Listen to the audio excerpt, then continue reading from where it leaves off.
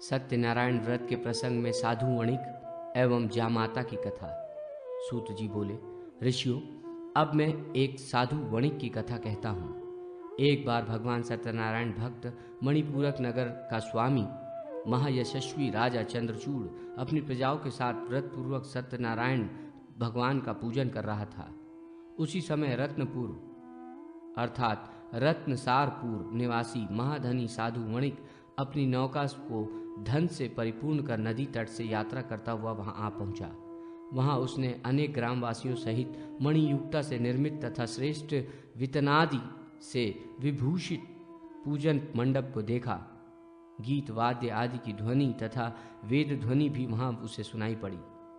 उस रम्य स्थान को देखकर साधु वणिक ने अपने नाविक को आदेश दिया कि यहीं पर वो नौका रोक दे। मैं यहाँ के आयोजन को देखना चाहता हूँ। इस पर नाविक ने वैसा ही किया। नाव से उतरकर उस वणिक ने लोगों से जानकारी प्राप्त की और वो सत्यनारायण भगवान की कथा मंडप में चला गया तथा वहां उसने उन सभी से पूछा, महाशय, आप लोग ये कौन सा पुण्य कार्य कर रहे हैं? इस पर उन लोगों ने कहा, हम लोग अपने मानवीय राजा के साथ भगवान सत्यनारायण की पूजा कथा का आयोजन कर रहे हैं। इसी व्रत के अनुष्ठान से इन्हें निष्कंटक राज्य प्राप्त हुआ है। भगवान सत्यनारायण की पूजा से धन कामना वाला द्रव्य लाभ, पुत्र की कामना वाला उत्तम पुत्र, ज्ञान की कामना वाला ज्ञान दृष्टि प्राप्त करता है और भयातुर मनुष्य सर्वथा निर्भय हो जाता है। उनकी पूजा से मनुष्य अपनी सभी कामनाओं को प्राप्त कर लेता है। ये सुनकर उसने गले में वस्त्र को कई बार लपेटकर भगवान सत्यनारायण को दंडवत प्रणाम कर सभासदों को भी सादर प्रणाम किया और कहा, भगवान, मैं संततिहीन हूँ, अतः मेरा सारा ऐश्वर्य तथा सारा उद्यम सभी व्यर्थ है। हे कृपा सागर, यदि आपकी कृपा से पुत्र या कन्या मैं प्राप्त करूंगा तो स्वर्णमयी पताका बनाकर आपकी पूजा करूंगा। इस पर सभासदों ने कहा, आपकी कामना पूर्ण हो। तदनंतर उसने भगवान सत्यनारायण एवं सभासदों को पुनः प्रणाम कर प्रसाद ग्रहण किया और हृदय से भगवान का चिंतन करता हुआ वो साधु वणिक सबके साथ अपने घर चला गया।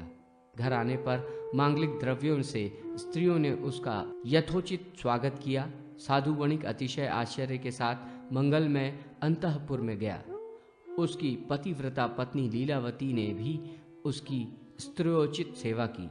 भगवान सत्यनारायण की कृपा से समय आने पर बंधु बांधवों को आनंदित करने वाली तथा कमल के समान नेत्र वाली उसे कन्या उत्पन्न हुई। इससे साधु वणिक अतिशय आनंदित हुआ और उस समय उसने पर्याप्त धन का दान किया।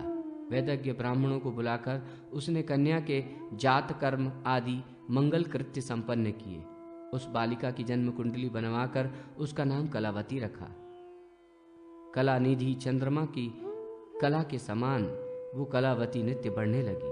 8 वर्ष की बालिका गौरी, 9 वर्ष की रोहिणी, 10 वर्ष की कन्या तथा उसके आगे अर्थात 12 वर्ष की बालिका प्रौढ़ा या रजस्वला कहलाती है। समयानुसार कलावती भी बढ़ते बढ़ते विवाह के योग्य हो गई।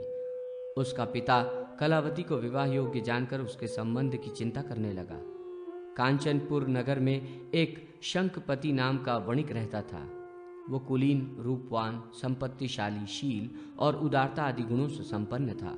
अपनी पुत्री के योग्य उस वर को देखकर साधु वणिक ने शंखपति का वरण कर लिया और शुभ लग्न में अनेक मांगलिक उपचारों के साथ अग्नि के सानिध्य में वेद वाद्य आदि ध्वनियों के साथ यथाविधि कन्या उसे प्रदान कर दी।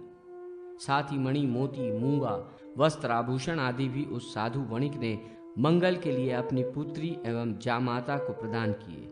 साधु वणिक अपने दामाद को अपने घर में रखकर उसे पुत्र के समान मानता था और वो भी पिता के समान साधु वणिक का आदर करता था। इस प्रकार बहुत समय बीत गया। साधु वणिक ने भगवान सत्यनारायण की पूजा करने का पहले ये संकल्प लिया था कि संतान प्राप्त होने पर मैं भगवान सत्यनारायण की पूजा करूंगा, पर इस बात को वो भूल ही गया। उसने पूजा नहीं की। कुछ दिनों बाद वो अपने जामाता के साथ व्यापार के निमित्त सुदूर नर्मदा के दक्षिण तट पर गया और वहां व्यापार निरत होकर बहुत दिनों तक ठहरा, पर वहां भी उसने सत्यदेव की किसी प्रकार उपासना नहीं की और परिणाम स्वरूप भगवान के प्रकोप का भाजन बनकर वो अनेक संकटों से ग्रस्त हो गया। एक समय कुछ चोरों ने एक निस्तब्ध रात्रि में वहां के राजमहल से बहुत सा द्रव्य तथा मोती की माला को चुरा लिया। राजा ने चोरी की बात ज्ञात होने पर अपने राजपुरुषों को बुलाकर बहुत फटकारा और कहा कि यदि तुम लोगों ने चोरों का पता लगाकर सारा धन यहाँ 2 दिनों में उपस्थित नहीं किया तो तुम्हारी असावधानी के लिए तुम्हें मृत्युदंड दिया जाएगा। इस पर राजपुरुषों ने सर्वत्र व्यापक छानबीन की, परंतु बहुत प्रयत्न करने के बाद भी वे उन चोरों का पता नहीं लगा सके। फिर वे सभी एकत्रित होकर विचार करने लगे, अहो बड़े कष्ट की बात है, चोर तो मिला नहीं, धन भी नहीं मिला। अब राजा हम लोगों को परिवार के साथ मार डालेगा, मरने पर भी हमें प्रेत योनि प्राप्त होगी। इसलिए अब तो यही श्रेयस्कर है कि हम लोग पवित्र नर्मदा नदी में डूबकर मर जाएं, क्योंकि नर्मदा के प्रभाव से हमें शिवलोक की प्राप्ति होगी। वे सभी राजपुरुष आपस में ऐसा निश्चय कर नर्मदा नदी के तट पर गए। वहां उन्होंने उस साधु वणिक को देखा और उसके कंठ में मोती की माला भी देखी। उन्होंने साधु वणिक को ही चोर समझ लिया और वे सभी प्रसन्न होकर उन दोनों साधु वणिक और उसके जामाता को धन सहित पकड़कर राजा के पास ले आए। भगवान सत्यनारायण भी पूजा करने में असत्य का आश्रय लेने के कारण वणिक के प्रतिकूल हो गए थे।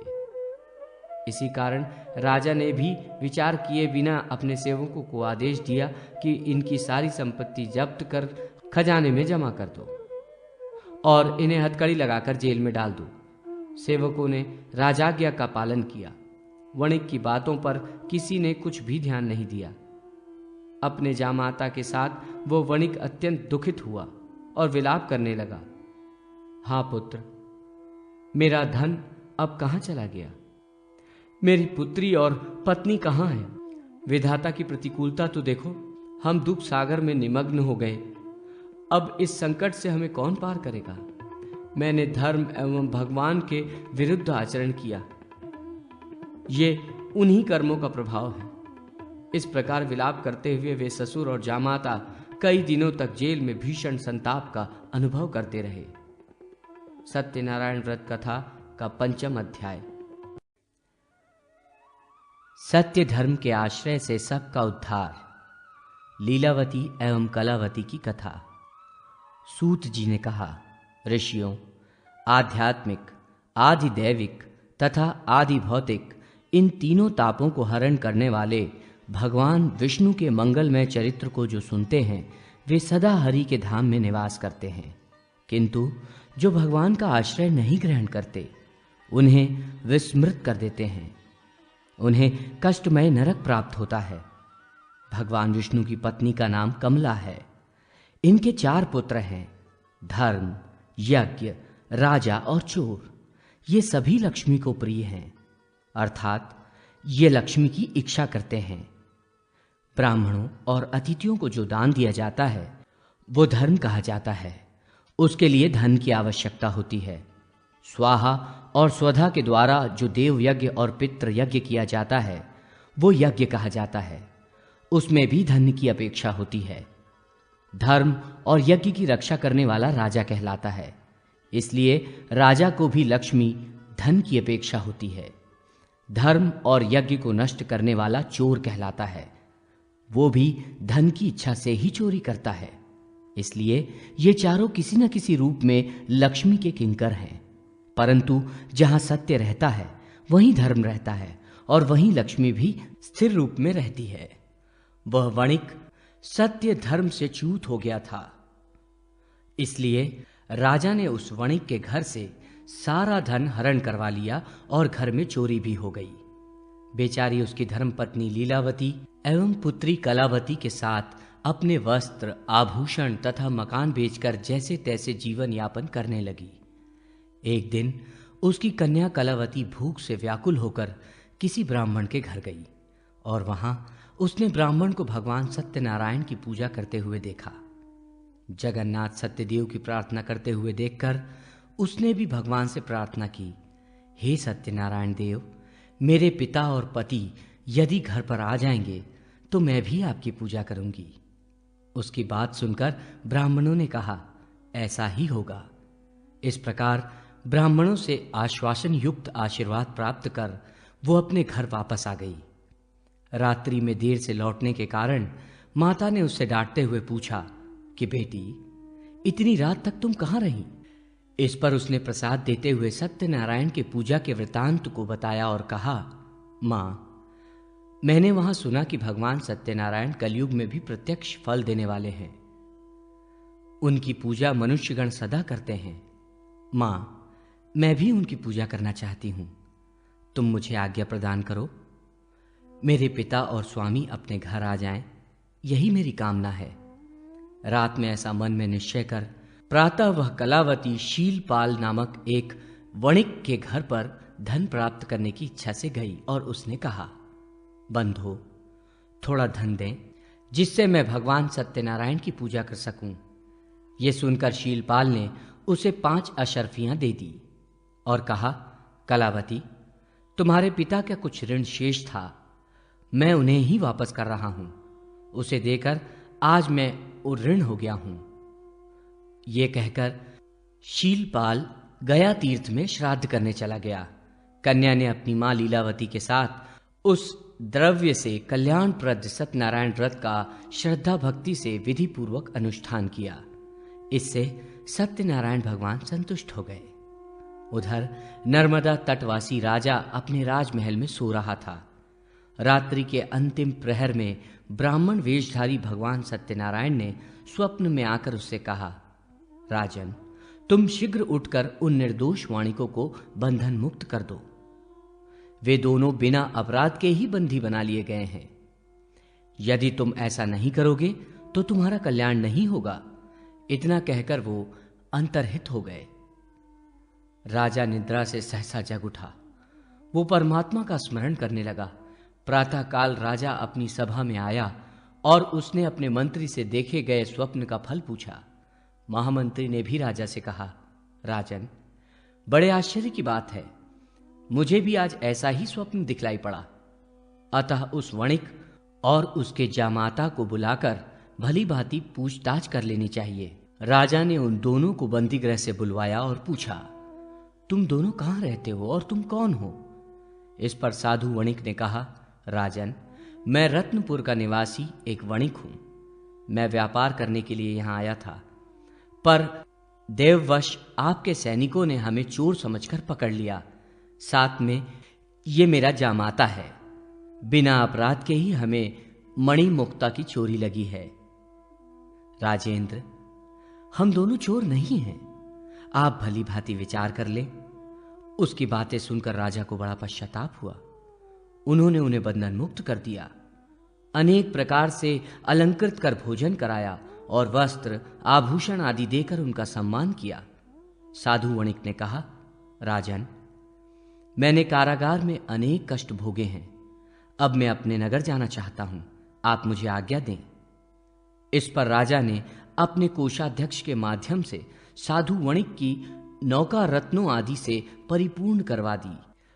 फिर वो साधु वणिक अपने जामाता के साथ राजद्वार सम्मानित हो द्विगुणित धन लेकर रत्नपुर की ओर चला। साधु वणिक ने अपने नगर के लिए प्रस्थान किया, पर भगवान सत्यनारायण का पूजन वो उस समय भी भूल गया। भगवान सत्यदेव ने जो कलयुग में तत्काल फल देते हैं, पुनः तपस्वी का रूप धारण कर वहां आकर उससे पूछा, साधु, तुम्हारी इस नौका में क्या है? इस पर साधु वणिक ने उत्तर दिया, आपको देने के लिए कुछ भी धन मेरे पास नहीं है। नाव में केवल कुछ लताओं के पत्ते भरे पड़े हैं। साधु वणिक के ऐसा कहने पर तपस्वी ने कहा, ऐसा ही होगा। इतना कहकर तपस्वी अंतर्ध्यान हो गए। उनके ऐसा कहते ही नौका में धन के बदले केवल पत्ते ही दिखने लगे। ये सब देखकर साधु अत्यंत चकित एवं चिंतित हो गया। उसे मूर्छा सी आ गई। वह अनेक प्रकार के विलाप करने लगा। वज्रपात होने के समान वह स्तब्ध होकर सोचने लगा कि अब मैं क्या करूं, कहां जाऊं, मेरा धन कहां चला गया। जामाता के समझाने बुझाने पर इसे तपस्वी का शाप समझकर वो पुनः उन्हीं तपस्वी की शरण में गया और गले में कपड़ा लपेटकर उस तपस्वी को प्रणाम करके कहा, महाभाग, आप कौन हैं? कोई गंधर्व है या देवता है या साक्षात परमात्मा है? प्रभु, मैं आपकी महिमा को लेश मात्र भी नहीं जानता। आप मेरे अपराधों को क्षमा कर दें और मेरी नौका के धन को पुनः पूर्ववत कर दें। इस पर तपस्वी रूप भगवान सत्यनारायण ने कहा कि तुमने चंद्रचूड़ राजा के सत्यनारायण के मंडप में संतति के प्राप्त होने पर भगवान सत्यदेव की पूजा करूंगा ऐसी प्रतिज्ञा की थी।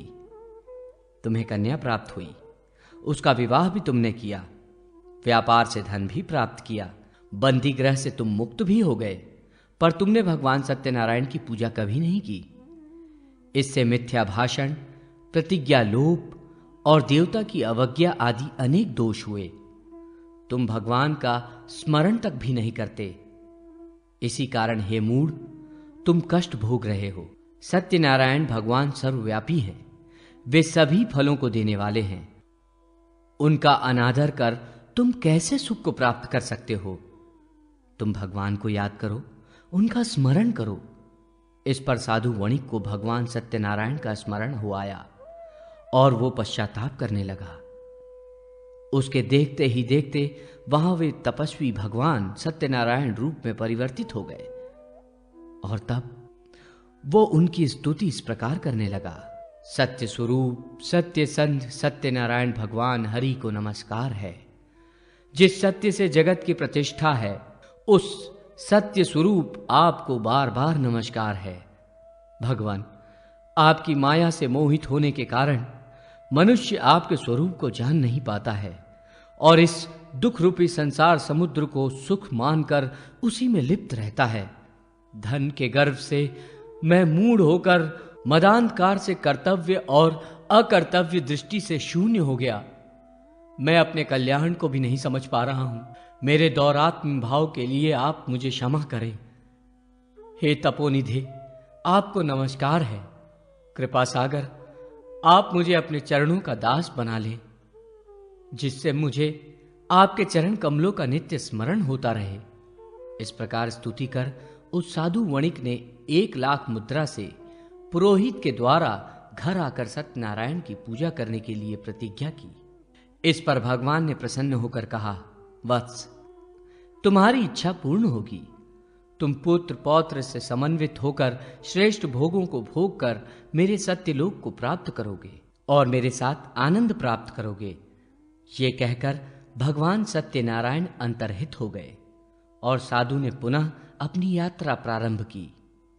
सत्यदेव भगवान से रक्षित हो वो साधु वणिक 1 सप्ताह में नगर के समीप पहुंच गया और उसने अपने आगमन का समाचार देने के लिए घर पर दूत भेजा। दूत ने घर आकर साधु वणिक की स्त्री लीलावती से कहा, जामाता के साथ सफल मनोरथ साधु वणिक आ रहे हैं। वो साध्वी लीलावती कन्या के साथ सत्यनारायण भगवान की पूजा कर रही थी। पति के आगमन को सुनकर उसने पूजा वहीं पर छोड़ दी और पूजा का शेष दायित्व अपनी पुत्री को सौंपकर वो शीघ्रता से नौका के समीप चली गई। इधर कलावती भी अपनी सखियों के साथ सत्यनारायण की जैसे तैसे पूजा समाप्त कर बिना प्रसाद लिए ही अपने पति को देखने के लिए उतावली हो नौका की ओर चली गई। भगवान सत्यनारायण के प्रसाद के अपमान से जामाता सहित साधु वणिक की नौका जल के मध्य में अलक्षित हो गई। ये देखकर सभी दुख में निमग्न हो गए। साधु वणिक भी मूर्छित हो गया। कलावती भी ये देखकर मूर्छित हो पृथ्वी पर गिर पड़ी और उसका सारा शरीर आंसुओं से भीग गया।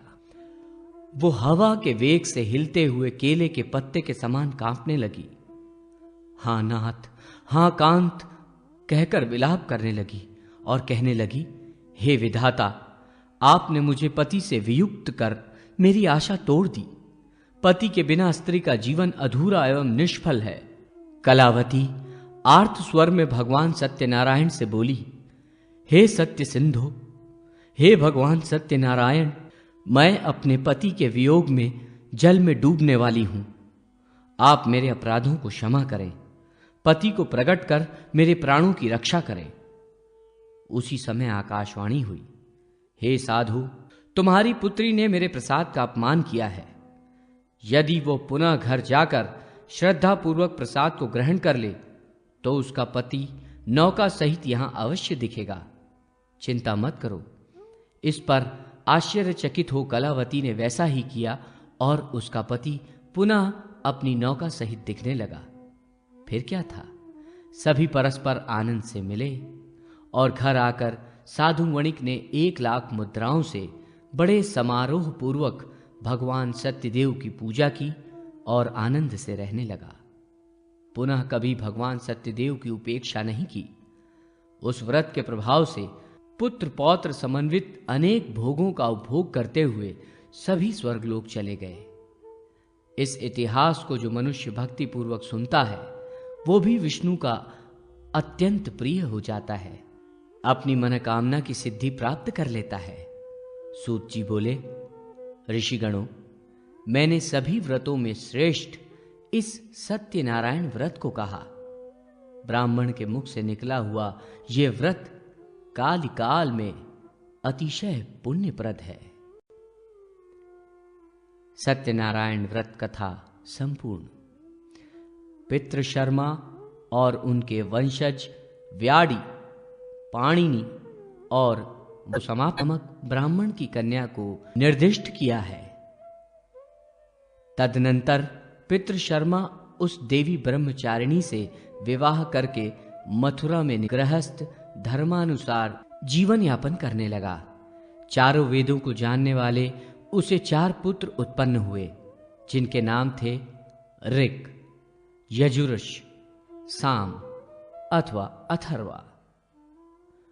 ऋग के पुत्र व्याडी थे, जो न्यायशास्त्र विशारद थे। यजुष के पुत्र लोक विश्रुत मीमांस हुए। साम के पुत्र पाणिनि थे और अर्थवा के पुत्र वररुचि हुए। एक समय चारों पितृशर्मा के साथ मगध देश के अधिपति राजा चंद्रगुप्त की सभा में गए। अतिशय सम्मान पूर्वक राजा ने उन लोगों का पूजन कर पूछा, द्विजगण, कौन सा ब्रह्मचर्य व्रत श्रेष्ठ है? इस पर व्याडी ने कहा, महाराज, जो व्यक्ति उस तथा भगवान के प्रसाद को ग्रहण करता है वो ब्रह्मचारी है। ये सुनकर पाणिनि ने कहा, राजन, उदात्त अनुदात्त व्यक्ति उपनीत होकर गुरुकुल में निवास करता हुआ पितृशर्मा ने कहा कि जो गृहस्थ धर्म में रहता हुआ पितरों, देवताओं और अतिथियों का सम्मान करता है और इंद्रिय संयम पूर्वक ऋतुकाल में ही भार्या का उपगमन करता है, वही मुख्य ब्रह्मचारी है। यही मेरा भी मत है। ये कहकर वो राजा पितृशर्मा का शिष्य हो गया और उसने अंत में स्वर्गलोक को प्राप्त किया। पितृशर्मा श्री भगवान हरि का ध्यान करते हुए हिमालय पर्वत पर जाकर योग ध्यान परायण हो गए।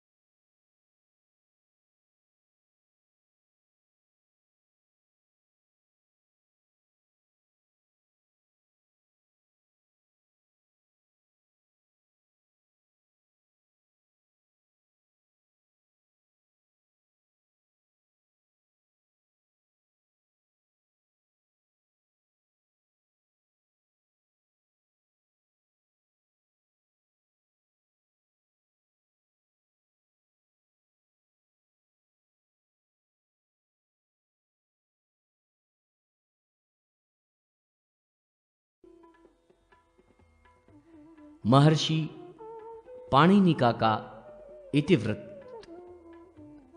ऋषियों ने पूछा, भगवान, सभी तीर्थों, दानों आदि धर्म साधनों में उत्तम साधन क्या है, जिसका आश्रय लेकर मनुष्य क्लेश सागर को पार कर जाए और मुक्ति प्राप्त कर ले? सूत जी बोले, प्राचीन काल में साम के एक श्रेष्ठ पुत्र थे, जिनका नाम पाणिनि था। कणाद के श्रेष्ठ शास्त्रज्ञ शिष्यों से वे पराजित एवं लज्जित होकर तीर्थाटन के लिए चले गए। प्रायः सभी तीर्थों में स्नान तथा देवता पितरों का तर्पण करते हुए वे कदार क्षेत्र का जलपान कर भगवान शिव के ध्यान में तत्पर हो गए। पत्तों के आहार पर रहते हुए वे सप्ताहांत में जल ग्रहण करते थे। फिर उन्होंने 10 दिन तक जल ही ग्रहण किया। बाद में वे 10 दिनों तक केवल वायु के ही आहार पर रहकर भगवान शिव का ध्यान करते रहे। इस प्रकार 28 दिन व्यतीत हो गए तो भगवान शिव ने प्रकट होकर उनसे वर मांगने को कहा। भगवान शिव की इस अमृतमय वाणी को सुनकर उन्होंने गंधग्ध वाणी से सर्वेश सर्वलिंगेश गिरजा वल्लभ हर की इस प्रकार स्तुति की।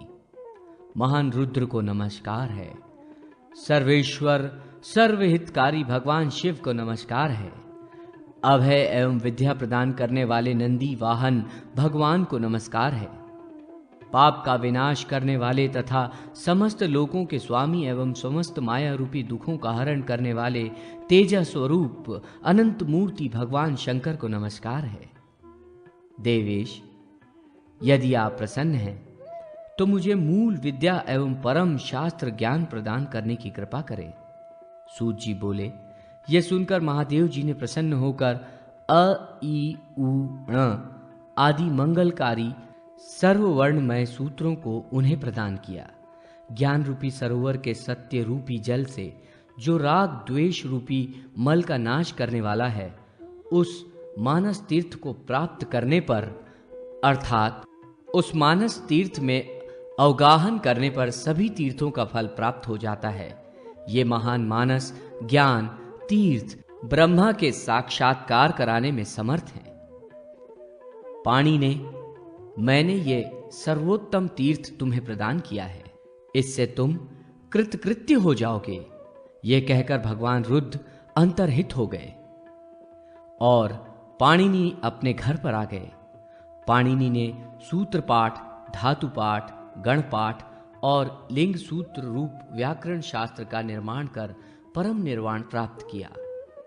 अतः भार्गव श्रेष्ठ, तुम मनोमय ज्ञान तीर्थ का अवलंबन करो।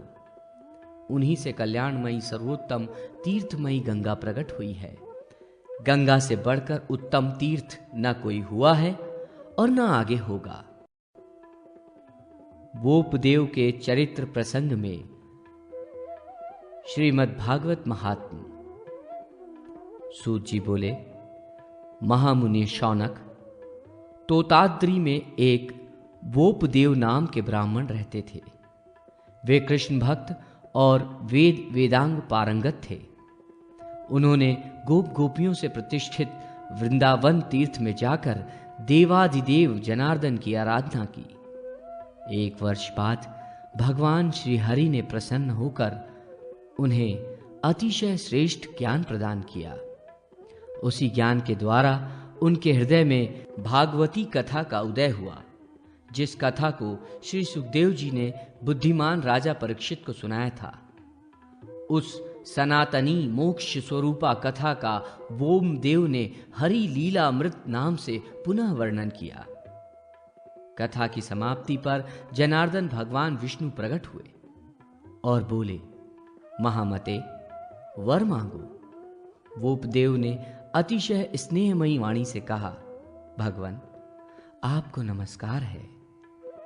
आप संपूर्ण संसार पर अनुग्रह करने वाले हैं। आपसे देव, मनुष्य, पशु, पक्षी सभी निर्मित हुए हैं। नरक से दुखी प्राणी भी इस कलयुग में आपके ही नाम से कृतार्थ होते हैं। महर्षि वेद व्यास रचित श्रीमद् भगवत गीता का ज्ञान तो आपने ही मुझे प्रदान किया है। पुनः यदि आप वर प्रदान करना चाहते हैं तो उस भागवत का महात्म मुझसे कहें। श्री भगवान बोले, वोपदेव, एक समय भगवान शंकर पार्वती के साथ दंभ और पाखंड से युक्त बौद्धों के राज्य प्राप्त होने पर काशी में उत्तम भूमि देखकर वहां स्थित हो गए। भगवान शंकर ने आनंद पूर्वक प्रणाम करते हुए कहा, हे सच्चिदानंद, हे विभो, हे जगत को आनंद प्रदान करने वाले, आपकी जय हो। इस प्रकार की वाणी सुनकर पार्वती ने भगवान शंकर से पूछा, भगवान, आपके समान दूसरा अन्य देवता कौन है जिसे आपने प्रणाम किया? इस पर भगवान शिव ने कहा, महादेवी, ये काशी परम पवित्र क्षेत्र है। ये स्वयं सनातन ब्रह्म स्वरूप है। ये प्रणाम करने योग्य है। यहां मैं सप्ताह यज्ञ करूंगा। उस यज्ञ स्थल की रक्षा के लिए भगवान शंकर ने चंडिश, गणेश, नंदी तथा गुम्भकों को स्थापित किया और स्वयं ध्यान में स्थित होकर माता पार्वती से 7 दिन भागवती कथा कहते रहे। 8वें दिन पार्वती को सोते देखकर उन्होंने पूछा कि तुमने कितनी कथा सुनी? उन्होंने कहा, देव, मैंने अमृत मंथन पर्यंत विष्णु चरित्र का श्रवण किया। इसी कथा को वहीं वृक्ष के कूटर में स्थित शुक रूपी शुकदेव सुन रहे थे। अमृत कथा के श्रवण से वे अमर हो गए। मेरी इस आज्ञा से वो शुक साक्षात तुम्हारे हृदय में स्थित हैं। वो उपदेव, तुमने इस दुर्लभ भागवत महात्म को मेरे द्वारा प्राप्त किया है। अब तुम जाकर राजा विक्रम के पिता गंधर्व सेन को नर्मदा के तट पर इसे सुनाओ।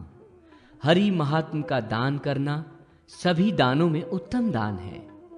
इसे विष्णु भक्त बुद्धिमान सत्पात्र को ही सुनना चाहिए। भूखे को अन्न दान करना भी इसके समान दान नहीं है। ये कहकर भगवान श्री हरि अंतर्हित हो गए और वोपदेव बहुत प्रसन्न हो गए। श्री दुर्गा सप्तशती के आदि चरित्र का महात्म। ऋषियों ने पूछा, सूत जी महाराज, अब आप हम लोगों को ये बतलाने की कृपा करें कि किस स्तोत्र के पाठ करने से वेदों के पाठ करने का फल प्राप्त होता है और पाप विनष्ट होते हैं। सूत जी बोले, ऋषियों, इस विषय में आप एक कथा सुने। राजा विक्रमादित्य के राज में एक ब्राह्मण रहता था। उसकी स्त्री का नाम था कामिनी। एक बार वो ब्राह्मण श्री दुर्गा सप्तशती का पाठ करने के लिए अन्यत्र गया हुआ था। इधर उसकी स्त्री कामिनी, जो अपने नाम के अनुरूप कर्म करने वाली थी, पति के न रहने पर निंदित कर्म में प्रवृत्त हो गई। फलतः उसे एक निघ्न पुत्र उत्पन्न हुआ जो व्याधकर्मा नाम से प्रसिद्ध हुआ। वो भी अपने नाम के अनुरूप कर्म करने वाला था, धूर्त था तथा वेद पाठ से रहित था। उस ब्राह्मण ने अपनी स्त्री एवं पुत्र के निंदित कर्म और पापमय आचरण को देखकर उन दोनों को घर से निकाल दिया तथा स्वयं घर में धर्म में तत्पर रहते हुए विंध्याचल पर्वत पर प्रतिदिन चंडी पाठ करने लगा। जगदम्बा के अनुग्रह से अंत में वह जीवन मुक्त हो गया। इधर वे दोनों माता पुत्र पूर्व परिचित निषाद के पास चले गए और वहीं निवास करने लगे। वहां भी वे दोनों अपने निंदित आचरण को छोड़ न सके और इन्हीं बुरे कर्मों से धन संग्रह करने लगे। व्याधकर्मा चौर्य कर्म में प्रवृत्त हो गया। ऐसे ही भ्रमण करते हुए देवयोग से एक दिन वो व्याधकर्मा देवी के मंदिर में पहुंचा। वहां एक श्रेष्ठ ब्राह्मण श्री दुर्गा सप्तशती का पाठ कर रहे थे। दुर्गा पाठ के आदि चरित के किंचित पाठ मात्र के श्रवण से उसकी दुष्ट बुद्धि धर्ममय हो गई। फलतः धर्म बुद्धि संपन्न उस व्याधकर्मा ने उस श्रेष्ठ विप्र का शिष्यत्व ग्रहण कर लिया और अपना सारा धन उन्हें दे दिया। गुरु की आज्ञा से उसने देवी के मंत्र का जप किया। बीज मंत्र के प्रभाव से उसके शरीर से पाप समूह कृमि के रूप में निकल गए। 3 वर्ष तक इस प्रकार जप करते हुए वह निष्पाप श्रेष्ठ द्विज हो गया। इसी प्रकार मंत्र जप और आदि चरित्र का पाठ करते हुए उसे 12 वर्ष व्यतीत हो गए। तदनंतर वह द्विज काशी में चला आया। मुनि एवं देवों से पूजित महादेवी अन्नपूर्णा का उसने रोचनादि उपचारों के द्वारा पूजन किया और उनकी स्तुति की। इस स्तुति का 108 बार जप कर ध्यान में नेत्रों को बंद कर वो वहीं सो गया। स्वप्न में उसके सम्मुख अन्नपूर्णा शिवा उपस्थित हुईं और उसे ऋग्वेद ज्ञान प्रदान कर अंतर्हित हो गईं। बाद में वो बुद्धिमान ब्राह्मण श्रेष्ठ विद्या प्राप्त कर राजा विक्रमादित्य के यज्ञ का आचार्य हुआ। यज्ञ के बाद योग धारण कर हिमालय चला गया। हे विप्रो, मैंने आप लोगों को देवी के पुण्यमय आदि चरित्र के महात्म्य को बतलाया, जिसके प्रभाव से उस व्याध कर्मा ने ब्राह्मी भाव प्राप्त कर परमोत्तम सिद्धि को प्राप्त कर लिया था। श्री दुर्गा सप्तशती के मध्यम चरित्र का महात्म्य। सूत जी बोले, शौनक, उज्जैनी नगरी में एक हिंसा परायण मघमास भक्षी भीम वर्मा नाम का क्षत्रिय रहता था। वो अतिशय हिंसा एवं अधर्माचरण के कारण भयंकर व्याधियों से ग्रस्त हो गया और युवावस्था में ही उसकी मृत्यु हो गई। संयोगवश उसने कभी चंडी पाठ भी कराया था, जिसके पुण्य के प्रभाव से इतना निकृष्ट पापी भी नरक में नहीं गया। दूसरे जन्म में वही राजनीति परायण मगध का विख्यात राजा महानंद हुआ और उसे अपने पूर्व जन्म की पूरी स्मृति थी। अतिशय समर्थ बुद्धिमान कात्यायन का वो शिष्य हुआ। देवी महालक्ष्मी के बीज सहित मध्यम चरित्र का राजा महानंद को उपदेश देकर कात्यायन स्वयं विंध्य पर्वत पर शक्ति उपासना के लिए चले गए। इधर राजा भी प्रतिदिन महालक्ष्मी की कस्तूरी चंदन आदि से पूजा कर श्री दुर्गा सप्तशती के मध्यम चरित्र का पाठ करने लगा। 12 वर्ष व्यतीत होने पर शक्ति की उपासना करने वाले कात्यायन पुनः अपने शिष्य महानंद के पास आए और उन्होंने राजा से विधि पूर्वक लक्ष्य चंडी पाठ करवाया। फलस्वरूप सनातनी भगवती महालक्ष्मी प्रकट हुई और राजा को धर्म, अर्थ, काम सहित मोक्ष भी दे दिया। इस प्रकार महाभाग महानंद ने देवों के समान अभिष्ट फलों का उपभोग कर अंत में देवताओं से नमस्कृत हो परम लोक को प्राप्त किया। श्री दुर्गा सप्तशती के उत्तम चरित्र की महिमा के प्रसंग में योगाचार्य महर्षि पतंजलि का चरित्र। सूत जी बोले, अनेक धातुओं के द्वारा चित्रित रमणीय चित्रकूट पर्वत पर महाविद्वान उपाध्याय पतंजलि मुनि रहते थे। वे वेद वेदांग तत्वज्ञ एवं गीता शास्त्र परायण थे। वे विष्णु के भक्त, सत्यवक्ता एवं व्याकरण महाभाष्य के रचयिता भी माने गए हैं। एक समय वे शुद्धात्मा अन्य तीर्थों में गए। काशी में उनका देवी भक्त कात्यायन के साथ शास्त्रार्थ हुआ।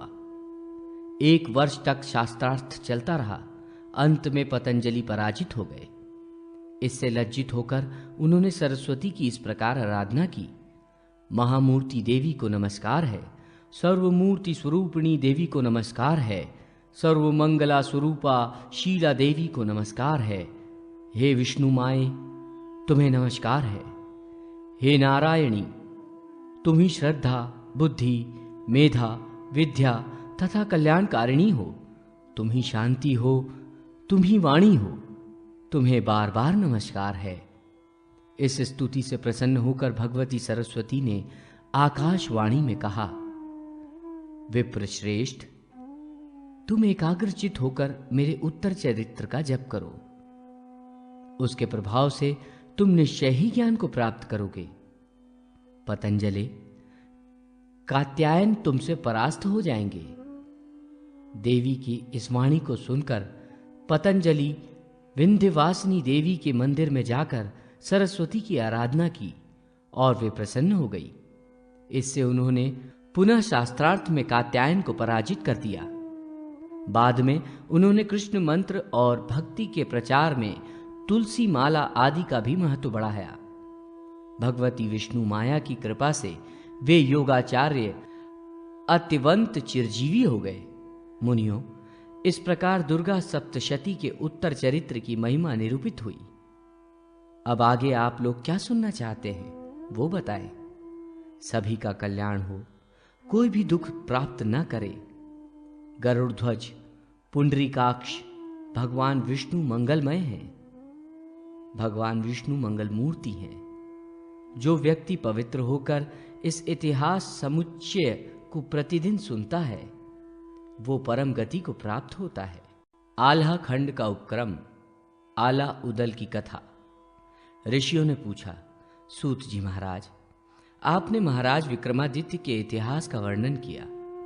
द्वापर युग के समान उनका शासन धर्म एवं न्यायपूर्ण था और लंबे समय तक इस पृथ्वी पर रहा। महाभाग, उस समय भगवान श्री कृष्ण ने अनेक लीलाएं की थीं। आप उन लीलाओं का हम लोगों से वर्णन कीजिए, क्योंकि आप सर्वज्ञ हैं।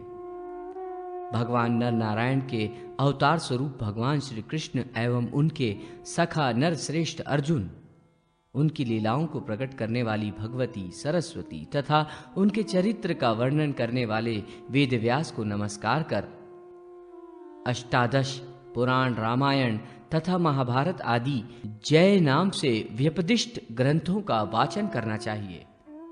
मुनिगणों, भविष्य नामक महाकल्प के वैवस्वत मनवंतर के 28वें द्वापर युग के अंत में कुरुक्षेत्र का प्रसिद्ध महायुद्ध हुआ।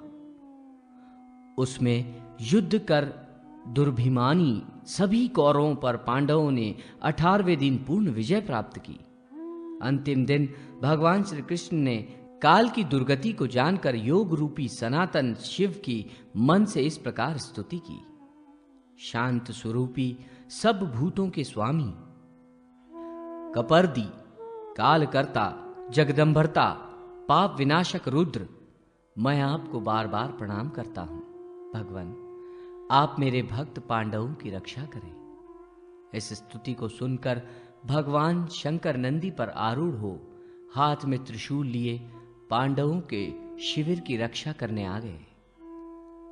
उस समय महाराज युधिष्ठिर की आज्ञा से भगवान श्री कृष्ण हस्तिनापुर गए थे और पांडव सरस्वती के किनारे रहते थे। मध्य रात्रि में अश्वत्थामा, भोज और कृपाचार्य ये तीनों पांडव शिविर के पास आए और उन्होंने मन से भगवान रुद्र की स्तुति कर उन्हें प्रसन्न कर लिया। इस पर भगवान शंकर ने उन्हें पांडव शिविर में प्रवेश करने की आज्ञा दे दी। बलवान अश्वत्थामा ने भगवान शंकर द्वारा प्राप्त तलवार से धृष्टद्युम्न आदि वीरों की हत्या कर दी। फिर वो कृपाचार्य और कृतवर्मा के साथ वापस चला गया। वहां एकमात्र पार्षद सूत ही बचा रहा। उसने इस जनसंहार की सूचना पांडवों को दी। भीम आदि पांडवों ने इसे शिवजी का ही कृत्य समझा। वे क्रोध से तिलमिला गए और अपने आयुधों से देवाधिदेव पिनाकी से युद्ध करने लगे। भीम आदि द्वारा प्रयुक्त अस्त्र शस्त्र शिवजी के शरीर में समाहित हो गए। इस पर भगवान शिव ने कहा कि तुम श्री कृष्ण के उपासक हो, अतः हमारे द्वारा तुम लोग रक्षित हो, अन्यथा तुम लोग वध के योग्य थे। इस अपराध का फल तुम्हें कलयुग में जन्म लेकर भोगना पड़ेगा। ऐसा कहकर वे अदृश्य हो गए और पांडव बहुत दुखी हुए। वे अपराध से मुक्त होने के लिए भगवान श्री कृष्ण की शरण में गए। निशस्त्र पांडवों ने श्री कृष्ण के साथ एकाग्र मन से शिव जी की स्तुति की। इस पर भगवान शंकर ने प्रत्यक्ष प्रकट होकर उनसे वर मांगने को कहा। भगवान श्री कृष्ण बोले, देव, पांडवों के जो शस्त्रास्त्र आपके शरीर में लीन हो गए हैं उन्हें पांडवों को वापस कर दीजिए और इन्हें शाप से मुक्त भी कर दीजिए। शिव जी ने कहा, श्री कृष्ण चंद्र, मैं आपको प्रणाम करता हूं। उस समय मैं आपकी माया से मोहित हो गया था। उस माया के अधीन होकर मैंने ये शाप दे दिया। यद्यपि मेरा वचन मिथ्या तो नहीं होगा, तथापि ये पांडव तथा कौरव अपने अंशों से कलयुग में उत्पन्न होकर अंशतः अपने पापों का फल भोग कर मुक्त हो जाएंगे। युधिष्ठिर वत्सराज का पुत्र होगा, उसका नाम बलखानी होगा। वो शिरीष नगर का अधिपति होगा। भीम का नाम वीरण होगा और वो वनरस का राजा होगा। अर्जुन के अंश से जो जन्म लेगा वो महान बुद्धिमान और मेरा भक्त होगा। उसका जन्म परिमल के यहां होगा और नाम होगा ब्रह्मानंद। महाबलशाली नकुल का जन्म कान्यकुब्ज में रत्न भानु के पुत्र के रूप में होगा और उसका नाम होगा लक्षण। सहदेव भीम सिंह का पुत्र होगा और उसका नाम होगा देव सिंह। धृतराष्ट्र के अंश से अजमेर में पृथ्वीराज जन्म लेगा और द्रौपदी पृथ्वीराज की कन्या के रूप में वेला नाम से प्रसिद्ध होगी। महादानी कर्ण तारक नाम से जन्म लेगा। उस समय रक्त बीज के रूप में पृथ्वी पर मेरा भी अवतार होगा। कौरव माया युद्ध में निष्णात होंगे और पांडु पक्ष के योद्धा धार्मिक और बलशाली होंगे। सूत जी बोले, ऋषियों, ये सब बातें सुनकर श्री कृष्ण मुस्कुराए और उन्होंने कहा, मैं भी अपनी शक्ति विशेष से अवतार लेकर पांडवों की सहायता करूंगा। महादेवी द्वारा निर्मित महावती नाम की पुरी में देशराज के पुत्र रूप में मेरा अंश उत्पन्न होगा, जो उदय सिंह कहलाएगा। वह देवकी के गर्भ से उत्पन्न होगा। मेरे वैकुंठ धाम का अंश आहार्द नाम से जन्म लेगा।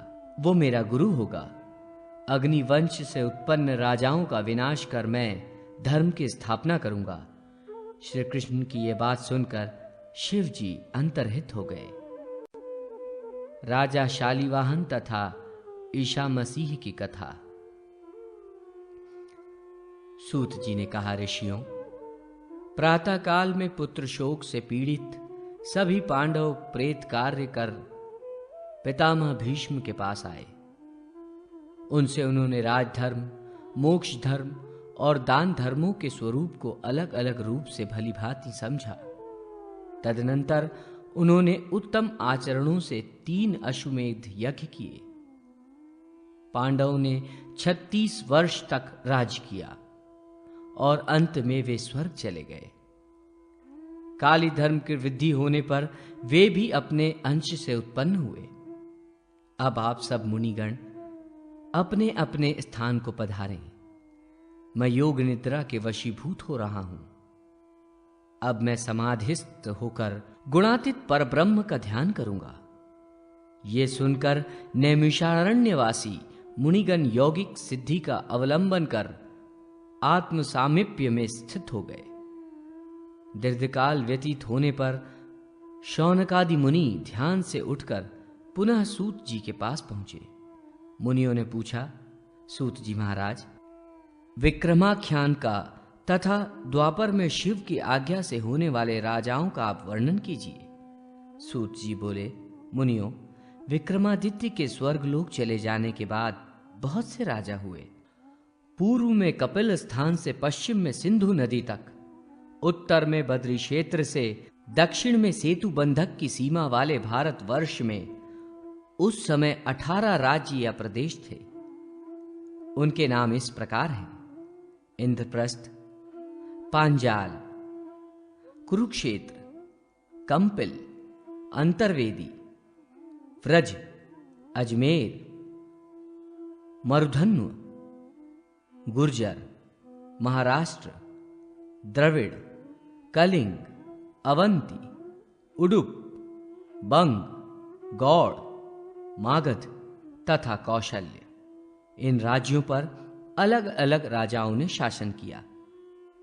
वहां की भाषाएं भिन्न भिन्न रहीं और समय समय पर विभिन्न धर्म प्रचारक भी हुए। 100 वर्ष व्यतीत हो जाने पर धर्म का विनाश सुनकर शक आदि विदेशी राजा अनेक लोगों के साथ सिंधु नदी को पार कर आर्य देश में आए। और कुछ लोग हिमालय के हिम मार्ग से यहां आए। उन्होंने आर्यों को जीतकर उनका धन लूट लिया और अपने देश में लौट गए। इसी समय विक्रमादित्य का पौत्र राजा शालीवाहन पिता के सिंहासन पर आसीन हुआ।